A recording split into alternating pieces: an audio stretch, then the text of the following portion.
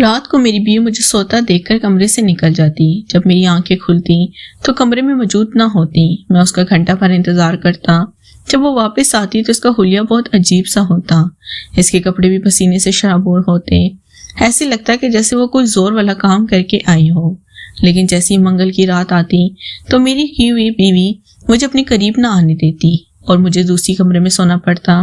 میں سوچنے پر مجبور ہو جاتا آخر ایسی کیا وجہ ہوتی ہے کہ میری بیوی ہر منگل کی رات اپنے قریب نہیں آنے دیتی اور میں دوسرے کمرے میں سونے پر مجبور ہوتا۔ ایسی ایک منگل کی رات تھی جب مجھ سے صبر نہ ہوا اور کمرے میں چلا گیا تو میری دیکھ کر جان نکل گئی، کیونکہ میری بیوی اپنے رات کا پچھلا پہر تھا جب میری آنکھ کسی کھٹکے سے کھلی تھی۔ یوں تو میری نیند بہت پکی ہوا کرتی تھی، چاہے کتنا بھی شور کیوں نہ ہو میری نیند نہیں ٹوٹا کرتی تھی، مگر آج جانے کیسے آنکھ کھل گئی۔ شاید مجھے بہت پیاس لگی تھی، معدے میں کافی جلن سی محسوس ہو رہی تھی۔ رات کو ملیحہ نے سالن میں کافی مسالہ جات ڈال دیے تھے اور اسی وجہ سے میں بے چین سا تھا۔ میں بیڈ سے اتری تھا کہ ٹھنڈا پانی پیوں گا، مگر اچانک میری نظر بیڈ کے دوسرے کونے پر پڑی تو میں چھٹک گیا۔ وہاں ملیحہ موجود نہیں تھی۔ میں نے چاروں طرف نظر دوڑائی، وہ کہیں نہیں تھا۔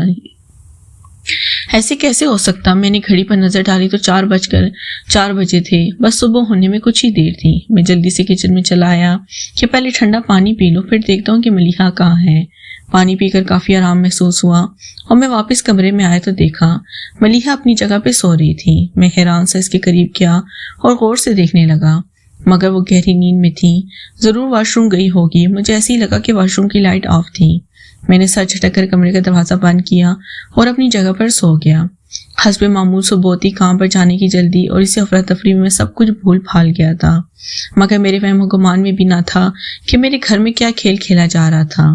یہ تو مجھے اگلے ہفتے سی رات کو پھر سے عجیب سا اتفاق ہوا۔ وہ بھی مشکل کا دن تھا۔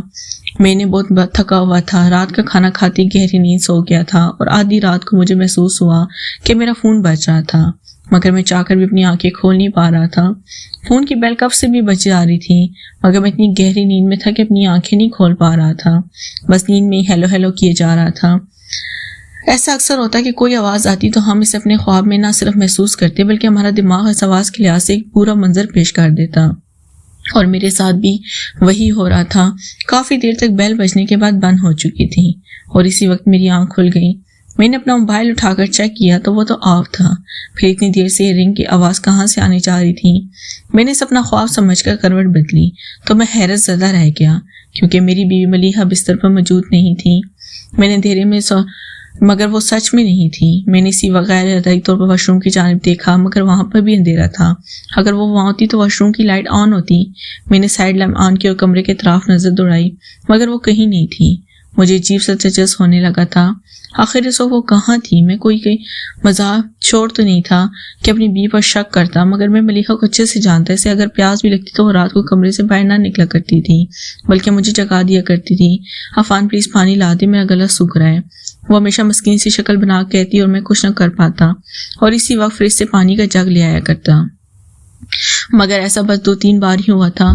اب میں سونے سے پہلے سے پانی لا دیا کرتا تھا، کیونکہ آدھی رات کو وہ میری نیند خراب کیا کرتی تھی اور مجھے صبح کام پر بھی جانا ہوتا تھا۔ لیکن آج اسے کمرے میں نہ پا کر میں واقعی میں پریشان ہو چکا تھا۔ اسی وقت بیڈ سے اٹھا اور کمرے سے باہر گیا۔ لانچ میں بھی گپ اندھیرا تھا۔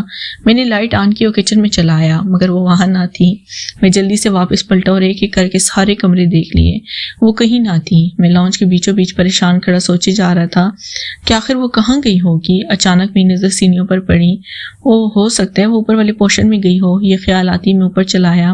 ساتھ میں ملیحہ کو آوازیں بھی دیے جا رہا تھا، مگر نہ وہ کہیں دکھائی دی نہ ہی اس کی آواز سنائی دی۔ اوپر کا پورشن خالی تھا، وہاں ہم نہیں جایا کرتے، کمرے میں بھی سارے لاک تھے، وہاں بھلا وہ کیوں جاتی؟ چھت پہ بھی نہیں تھی۔ میں حیران پریشان سا پھر سے نیچے چلا آیا اور باہر لان میں نکل آیا۔ پورا لان چھان مارا، مگر وہ کہیں نہیں دکھائی دی۔ ایسا ہی ممکن تھا کہ وہ آدھی رات کو مجھے بنا بتائے نکل جاتی۔ میں سچے سے جانتا تھا وہ بہت ڈرپوک سی تھی۔ میں نے ایک بار پھر پورا گھر دیکھنے کا فیصلہ کیا اور جیسے ہی کمرے میں آیا تو میری حیرت کی انتہا نہ رہی، کیونکہ ملیحہ بستر پر گہری نیند سو رہی تھی۔ نہیں، ایسا نہیں ہو سکتا، میں کب سے اسے تلاش کروں، میں تو اسے آتے ہوئے بھی نہیں دیکھا۔ میں نے اپنا سر پکڑ لیا۔ میں باہر نکل آیا اور گھر کے دروازے اچھے سے بند کیے جو میں عجلت میں کھوڑے چھوڑ آیا تھا۔ ٹھنڈا پانی پیا تاکہ دماغ کو کچھ سکون مل سکے۔ عجیب سی بے یقینی کا شکار ہو گیا تھا۔ میں جس بیوی کو جان سے بھی زیادہ چاہتا تھا اس پر شکوک و شبہات سر اٹھانے لگے تھے۔ میں اپنی جگہ پہ جا کر لیٹ گیا۔ نیند تو خراب ہو ہی چکی تھی، کچھ ہی دیر میں صبح ہو گئی تھی اور ہمیشہ کی طرح ملیحہ اٹھ کر ناشتہ بنانے جا چکی تھی۔ میں بھی اس کے پیچھے چلا آیا۔ جاتے ہی میں نے اسے سوال کر ڈالا، ملیحہ رات تم کہاں چلی گئی تھی؟ میں نے پورا گھر چار مارا، میں پریشان ہو سے پوچھا تو وہ میری جانب دیکھ کر دل کھول کر بولی، میں کہاں جاؤں گی انان، میں تو اپنی جگہ پر گھوڑے بیچ کر سو رہی تھی، وہ تو آپ ہی جانے نیند میں کیا بڑبڑائے جا رہے تھے۔ وہ ناشتہ تیار کرتے ہوئے بتانے جا رہی تھی۔ میں نے ہر طرح سے یقین دلانے کی کوشش کی مگر اپنی بات پہ اڑی رہی کہ مجھے کوئی غلط فہمی ہوئی ہوگی۔ تب میں نے سوچا تو ملیحہ کو کچھ یاد نہیں یا پھر واقعی میں کچھ خواب دیکھا تھا۔ یہ سوچتے سوچتے میں آفس کے لیے نکل گیا اور دن بھر کی مصروفیات میں کچھ دیر کو رات والا واقعہ بھول چکا تھا، مگر گھر واپس آتی مجھے وہ سب پھر سے یاد آ گیا تھا اور میں چاہ کر بھی بھلا نہ پا رہا تھا۔ یہ دوسری بار تھا، ایک بار میں غلطی ہو سکتی تھی لیکن دو بار نہیں۔